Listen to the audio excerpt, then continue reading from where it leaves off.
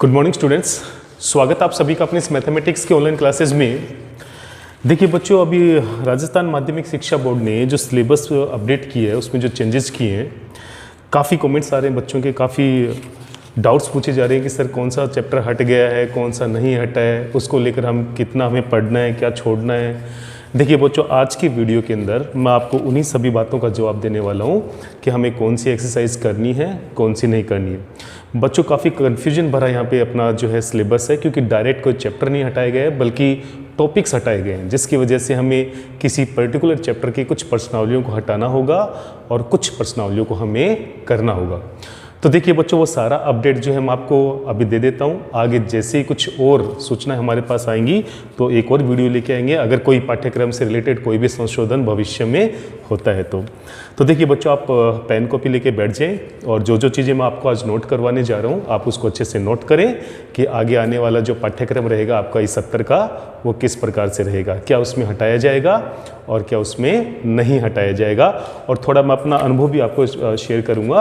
हो सकता है कुछ पोर्शन हटाया गया हो माध्यमिक शिक्षा बोर्ड के द्वारा, लेकिन हो सकता है वो हमारे द्वारा पढ़ना बहुत अनिवार्य हो, क्योंकि हो सकता है उसकी वजह से आगे के चैप्टर्स नहीं हो पाए या इन फ्यूचर जो हमें काफ़ी नुकसान झेलना पड़े, तो हम ऐसा काम नहीं करेंगे। तो जो भी मेरा सजेशन होगा पर्टिकुलर, वो भी मैं आपको साथ साथ देता रहूँगा। तो बच्चों, आप लोग जो है नोटबुक और पेन लेके तैयार रहें और हम स्टार्ट करते हैं अपडेटेड सिलेबस के साथ। देखिए बच्चों, हम सबसे पहले बात करते हैं यहाँ पे पहली प्रश्नावली चैप्टर नंबर 1 की। चैप्टर नंबर 1 का जो नाम है बच्चों, वो आपको अच्छे से पता है, वो है यहाँ पे संयुक्त फलन। वो यहाँ पे क्या दिया गया है? संयुक्त फलन। देखिए बच्चों, संयुक्त फलन के अंदर हमें यहाँ पे कौन सा पार्ट करना है?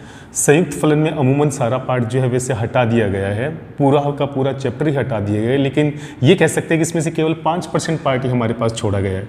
और उस 5% पार्ट में भी हमें क्या पढ़ना है? हमें केवल पढ़ना है फोग और गोफ के बारे में। फोग और गोफ जो फलनों का संयोजन है, या मैं यूँ कहूँ कि हमें इसके अंदर अधिकतम जो है वो एक्सरसाइज 1.1 ही करनी पड़ेगी, और इसके अलावा जो शेष पार्ट है वो सारा का सारा इसमें से हटा दिया गया है। तो बच्चों, संयुक्त फलन के अंदर हमें केवल यहाँ पे 1.1 ही करनी है, इसमें भी पूरा नहीं करना है, लेकिन हम ये एक दो क्वेश्चंस को नहीं छोड़ने वाले। हम यहाँ पे एक्सरसाइज जो है वो 1.1 को कंप्लीट करेंगे, और आपको करनी भी चाहिए, और हमें फोग और गोफ के ऊपर जो है विशेष ध्यान देना होगा, और बाकी जितना भी पार्ट है वो इसमें से हटा दिया गया है। तो बच्चों, संयुक्त फलन यानी कि पहले प्रश्नावली में इस प्रकार से सिलेबस तय किया गया है। अब देखिए बच्चों, यहाँ पे अगर हम बात करें यहाँ पे सेकंड चैप्टर की, सेकंड चैप्टर है प्रतिलोम वृत्तीय फलन। प्रतिलोम वृत्तीय फलन, प्रतिलोम वृत्तीय फलन। देखिए बच्चों, सेकंड चैप्टर में से कोई भी पार्ट जो है वो नहीं हटाया गया है, हमें इसको कंप्लीट करना है, हमें इसको कंप्लीट करना है, इस बात का विशेष ध्यान रखेंगे। सेकंड चैप्टर में कोई भी परिवर्तन नहीं किया गया, ये हमें कंप्लीट करना ही होगा, इसलिए इस बारे में भी कोई भी डाउट किसी भी बच्चे को नहीं होना चाहिए। अब बच्चों, हम बात करते हैं यहाँ पे थर्ड चैप्टर से रिलेटेड, और थर्ड चैप्टर जो हमें दिया गया है वो है यहाँ पे आव्यूह। क्या दिया गया है यहाँ पे? आव्यूह। तो देखिए बच्चों, आव्यूह के अंदर मामूली सा पार्ट जो है वो यहाँ पे हटाया गया है, या यूँ कहिए कि यहाँ पे कोई जो आर्टिकल दे रखे थे आपको, वहाँ पे आर्टिकल 3.11 एंड 3.12, 3.11 और 3.12, या आप ये समझ सकते हैं कि जो थर्ड चैप्टर है उसमें से मामूली सा 5% का पार्ट यहाँ पे हटाया गया है, लेकिन इसको हटाकर भी हमें कोई बहुत ज़्यादा प्रॉफिट नहीं होने वाला, इसलिए मेरा सजेशन है कि हम इस चैप्टर को भी कंप्लीट करेंगे। हो सकता है 2 क्वेश्चन या 3 क्वेश्चन यहाँ से हटा दिए जाएं, लेकिन बच्चों से हमें कोई ज़्यादा प्रॉफिट नहीं होने वाला है, इसलिए आप पूरी तरह से अपना माइंड सेट कर लीजिए कि थर्ड चैप्टर जो है वो आपको कंप्लीट करना है। और बच्चों, काफ़ी आसान चैप्टर है, इसलिए आप इसके ऊपर पूरा फोकस करेंगे, इसके अंदर आप अच्छे मार्क्स भी ला सकते हैं। तो बच्चों, इतना सा चेंजेज है, और ये चेंजेस कोई बहुत बड़ा चेंजेस नहीं है, इसको भी हमें नहीं छोड़ना है। 1 या 2 क्वेश्चन पे इसका इफेक्ट पड़ सकता है, लेकिन वो हमें सारे क्वेश्चंस करने हैं, या यूँ कहिए कि थर्ड चैप्टर हमें कंप्लीट करना है। अब देखिए बच्चों, बात करते हैं फोर्थ चैप्टर की। इसमें आपको थोड़ा सा चेंजेस मिलेगा, और थोड़ा चेंजेस नहीं बच्चों, इस प्रश्नावली में आपको काफ़ी ज़्यादा चेंजेस मिलेगा। प्रश्नावली का नाम है यहाँ पे सारणिक। प्रश्नावली का नाम क्या हो गया? सारणिक। तो बच्चों यहाँ पे देखिए 4.1 जो है वो हमें एक्सरसाइज करनी है। हमें केवल यहाँ पे 4.1 करनी है, और बाकी शेष पार्ट जो है वो यहाँ से हटा दिया गया है बच्चों। ये इसमें काफ़ी ज़्यादा परिवर्तन हुआ है। इस एक्सरसाइज के ऊपर आप थोड़ा ज़्यादा गौर करेंगे। यहाँ पे हमें केवल एक्सरसाइज 4.1 ही करनी है, और बाकी जो शेष पार्ट है वो सर हटा दिया गया है। बच्चों मैं यहाँ पे जो भी एक्सरसाइज लिख रहा हूँ उसके साथ उसके एग्जाम्पल भी इंक्लूड होंगे। और अगर बच्चों बात करें विविध की, तो जो एक्सरसाइज हमें करनी है उससे रिलेटेड क्वेश्चन ही हमें विविध में करने हैं, बाकी हमें छोड़ने होंगे, जो कि आपको बाद में बता दिया जाएगा कि कौन कौन से क्वेश्चन छूटेंगे, कौन कौन से क्वेश्चन विविध में से आपको करने होंगे। फिलहाल मैं आपको यहाँ पे एक्सरसाइज बता रहा हूँ, उससे रिलेटेड आपको एग्जाम्पल भी करने हैं, और उससे रिलेटेड आपको विविध में जो क्वेश्चन आएंगे वो भी करने हैं। तो बच्चों यहाँ पे चौथी प्रश्नावली के अंदर 4th चैप्टर के अंदर जो है काफ़ी ज़्यादा परिवर्तन देखने को मिलेगा। यहाँ पे केवल आपको एक्सरसाइज 4.1 करनी है, और बाकी का पार्ट जो है वो यहाँ पे छोड़ दिया गया है। आगे देखिए बच्चों अगर हम बात करें यहाँ पे 5वें चैप्टर से रिलेटेड, तो 5वें चैप्टर बच्चों आपको पता है व्युत्क्रम आव्यूह एवं रैखिक समीकरण। व्युत्क्रम आव्यूह एवं रैखिक समीकरण।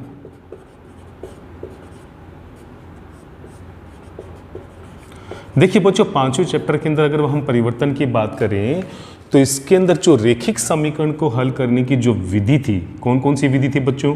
रैखिक समीकरण को हल करने की 2 विधियां थी, आव्यूह विधि और क्रेमर विधि। तो बच्चों इसमें से जो क्रेमर विधि है वो यहाँ पे हटा दी गई है। तो यहाँ पे क्रेमर विधि जो है, क्रेमर नियम जो है बच्चों रैखिक समीकरण को हल करने का, वो यहाँ से हटा दिया गया है, और हमें यहाँ पे लगभग ये पूरी प्रश्नावली जो है हमें कंप्लीट करनी है।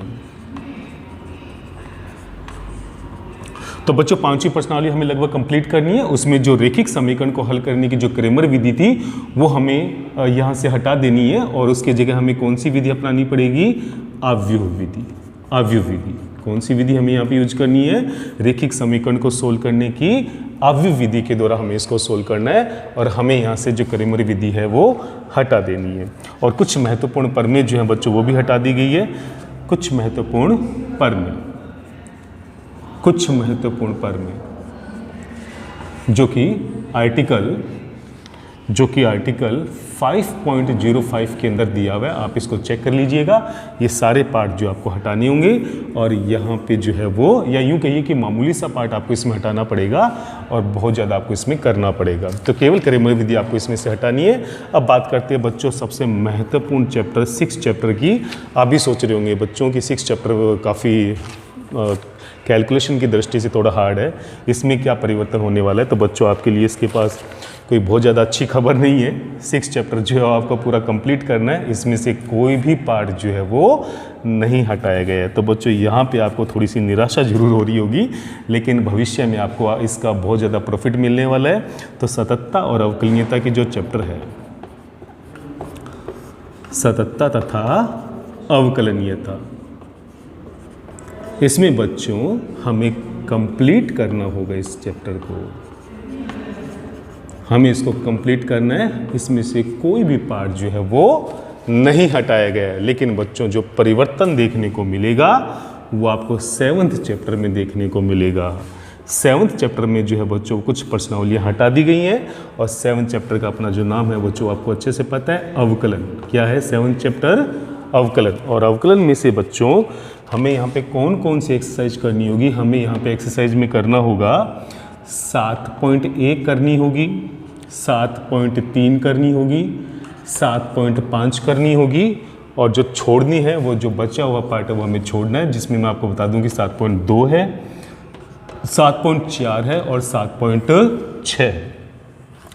तो बच्चों इसमें अच्छी बात ये है कि यहाँ पे 7.6 को भी हटा दिया गया है, अर्थात जो रोले लंगराज मध्यमान प्रमेय जो थी वो पार्ट यहाँ से हटा दिया गया है। प्राचल के सापेक्ष जो अवकलन थे उनको हटा दिया गया, प्रतिलोम फलनों के जो अवकलन थे वो यहाँ पे हटा दिए गए हैं, और रेस्ट पार्ट जो है वो हमें यहाँ पे करना होगा। तो कह सकते हैं कि 7th चैप्टर के अंदर 50% पार्ट कम कर दिया गया है, बचा हुआ 50% आपके पास आएगा, और जो हटाया गया है वो कैलकुलेशन की दृष्टि से थोड़ा सा टफ भी था। तो बच्चों इसमें अच्छा खासा परिवर्तन देखने को मिलेगा। अब हम बात करते हैं अगले महत्वपूर्ण चैप्टर 8th चैप्टर की, जो कि अवकलज के अनुप्रयोग से रिलेटेड है।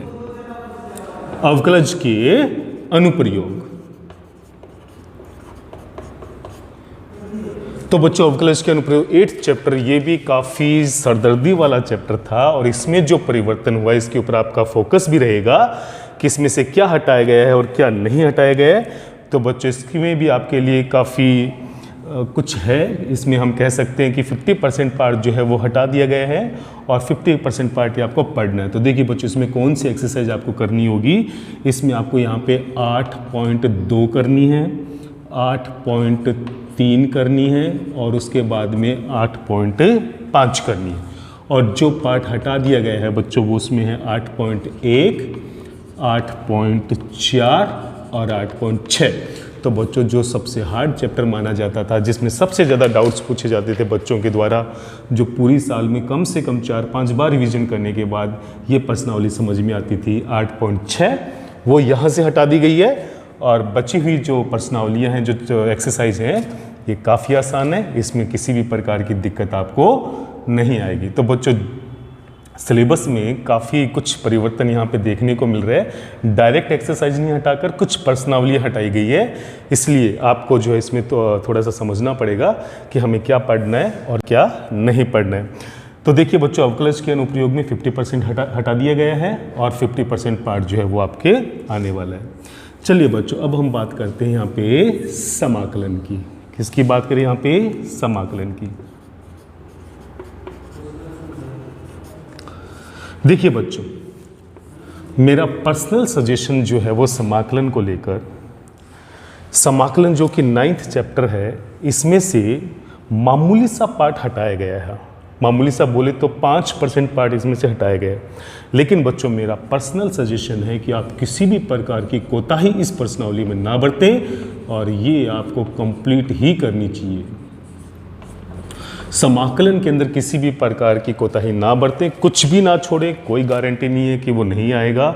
समाकलन में मामूली सा 5% का जो पार्ट था वो कुछ क्वेश्चंस ही यहाँ पे हटाए गए हैं, वो भी 9.5 में जो क्वेश्चंस दिए गए हैं। इसलिए बच्चों वो 5 क्वेश्चन कम करके भी हमें कोई बहुत ज़्यादा प्रॉफिट नहीं होने वाला। इसलिए अपना पूरा माइंड सेट कर लीजिए कि हमें 9वीं प्रश्नावली समाकलन को अच्छे से कंप्लीट करनी है। इसमें हमारे पास कोई भी ऑप्शन नहीं है। तो बच्चों आप समझ गए होंगे समाकलन की प्रश्नावली जो है हमें कंप्लीट करनी है। अब बात करते हैं बच्चों हम यहाँ पे प्रश्नावली 10 के ऊपर, 10वीं प्रश्नावली जो हमें दी गई है निश्चित समाकलन। कौन सी प्रश्नावली बच्चों यहाँ पे? निश्चित समाकलन। हाँ बच्चों निश्चित समाकलन में आपके पास थोड़ा सा परिवर्तन देखने को मिलेगा। आपको यहाँ पे एक्सरसाइज 10.2 और 10.3 करनी है, जबकि इसमें जो हटाया गया पार्ट है वो होगा यहाँ पे एक्सरसाइज 10.1। कौन सा पार्ट यहाँ से हटा दिया गया है? एक्सरसाइज 10.1 जो है, यानी कि योगफल की सीमा के रूप में जो समाकलन था, जो काफ़ी लंबी विधियां थी, काफ़ी बड़े क्वेश्चन इसमें थे, वो हटा दिया गया है।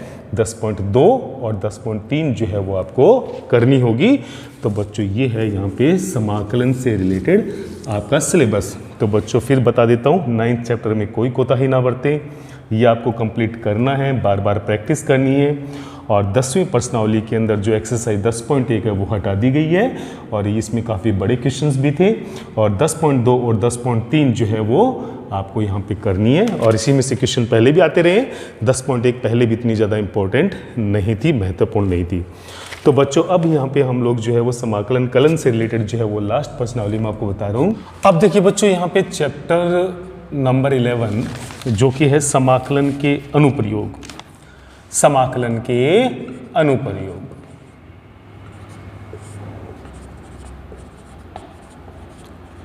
इसमें देखिए बच्चों क्या हटाया गया है और क्या आपको करना है। देखिए बच्चों इसमें बोर्ड ने साफ कर दिया है कि आपको यहाँ पे जो केवल बेसिक क्वेश्चंस हैं, काफ़ी जो बिल्कुल नॉर्मल क्वेश्चन है जो एक वक्र से रिलेटेड है वही आपको करने हैं। इसमें आपको वर्त से रिलेटेड या दो वक्रों के प्रतिच्छेदन से रिलेटेड जो है वो सारा पार्ट यहाँ पे आपको हटाना पड़ेगा। तो बच्चों यहाँ पे इस 11 चैप्टर के अंदर थोड़ा सा कन्फ्यूजन है और वो आप सारा अच्छे से नोट कर लीजिए कि हम इसमें कौन कौन से, क्योंकि इसमें क्वेश्चंस हमें करने होंगे, हमें एक्सरसाइज के कुछ क्वेश्चंस को हटाने होंगे, ना कि पूरी एक्सरसाइज हमें यहाँ पे हटानी होगी।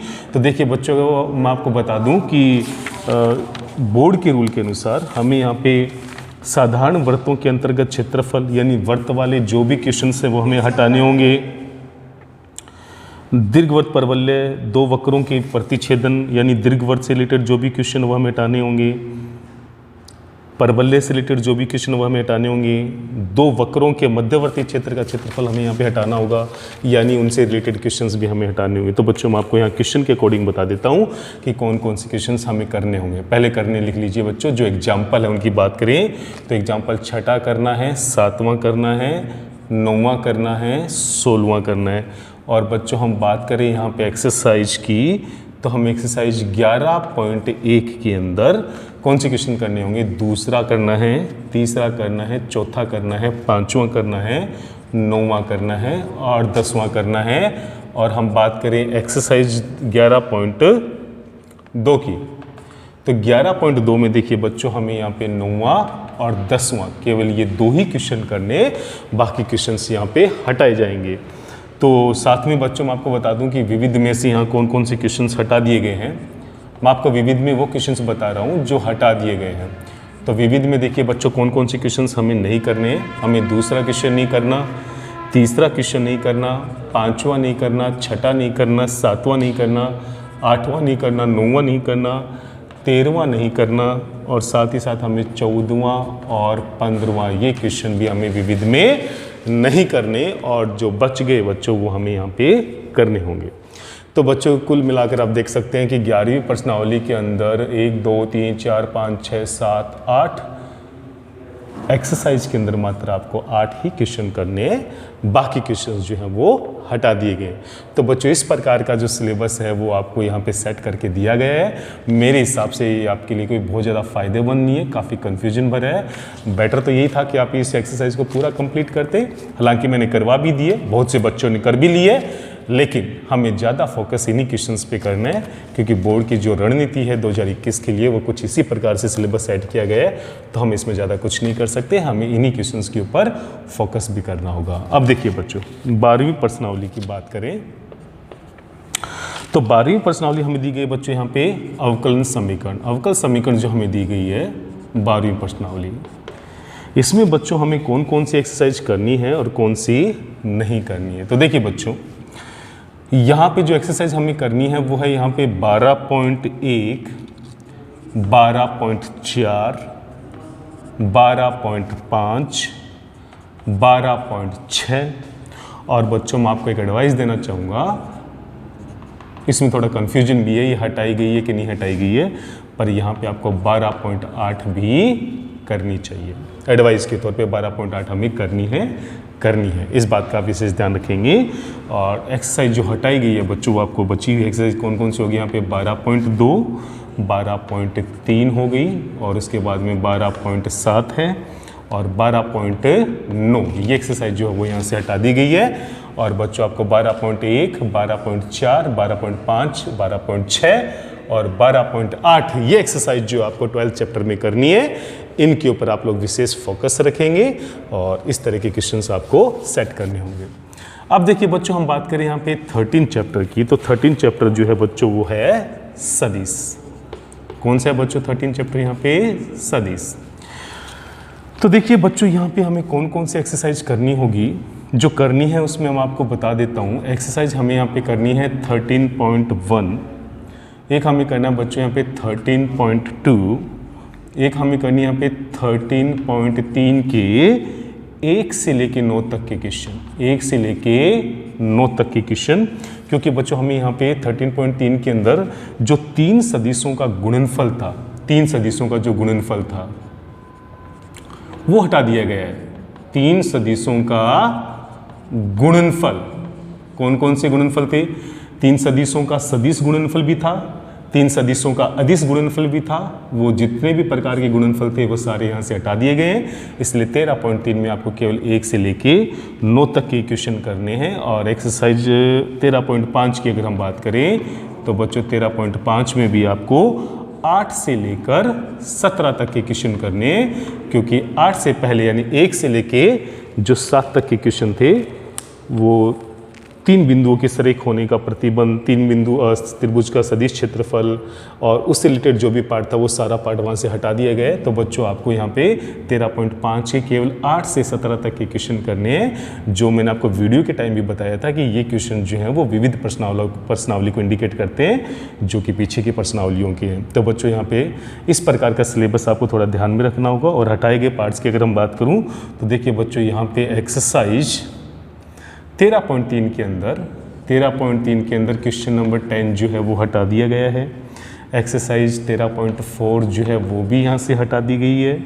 और एक्सरसाइज 13.5 की बात करें तो 1 से लेके 7 तक के क्वेश्चन जो हैं वो हटा दिए गए हैं।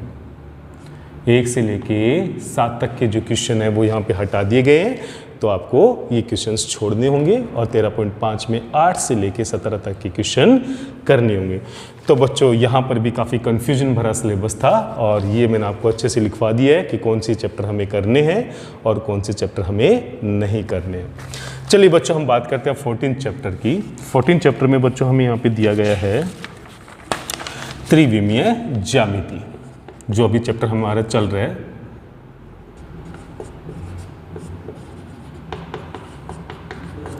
बच्चों त्रिविमीय ज्यामिति की बात करें तो हमें इसमें कौन कौन सी एक्सरसाइज करनी होगी। हमें यहाँ पे करना है 14.1, 14.2, 14.4 और 14.5 ये एक्सरसाइज हमें यहाँ पे करनी होगी। और बची हुई एक्सरसाइज यानी कि 14.3, 14.6 और 14.7 ये हमें यहाँ पे छोड़नी होगी। तो बच्चों इसके अंदर कोई बहुत ज़्यादा नहीं है। समतल से रिलेटेड जो लास्ट प्रश्नावली है वो हमें छोड़नी है। 14.6 भी समतल से रिलेटेड है, वो भी हमें छोड़नी है।